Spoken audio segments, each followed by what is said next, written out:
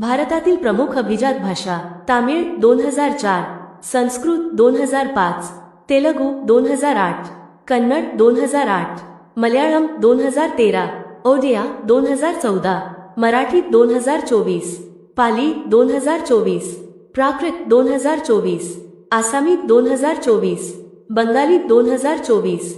अभिजात भाषेची वैशिष्ट्ये: एखाद्या भाषेला अभिजात दर्जा मिळण्यासाठी ती 1500 ते 2000 वर्षांपूर्वीची प्राचीन असावी लागते आणि तिचा स्वतःचा समृद्ध सांस्कृतिक वारसा असावा लागतो आणि त्या भाषेचे स्वतंत्र व समृद्ध साहित्य असावे लागते. भाषेचा आधुनिक रूपापासून वेगळा विकास: ऐतिहासिक व सांस्कृतिक महत्त्व: 2004 मध्ये तमिळ ही अभिजात दर्जा मिळवणारी पहिली भारतीय भाषा ठरली.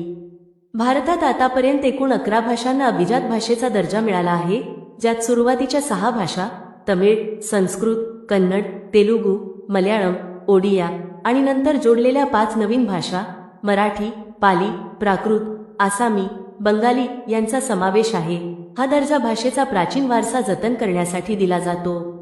3 ऑक्टोबर 2024 रोजी केंद्र सरकारने मराठीसह 5 नवीन भाषांना अभिजात भाषेचा दर्जा देण्याची घोषणा केली. यामुळे मराठी भाषेचा जगभरात सन्मान वाढला आहे. तुम्हाला व्हिडिओ आवडला असेल तर आमच्या YouTube चॅनेलला सबस्क्राईब जरूर करा आणि अधिक चालू घडामोडीसाठी आमच्या टेलिग्राम चॅनेलला नक्की जॉईन करा. धन्यवाद.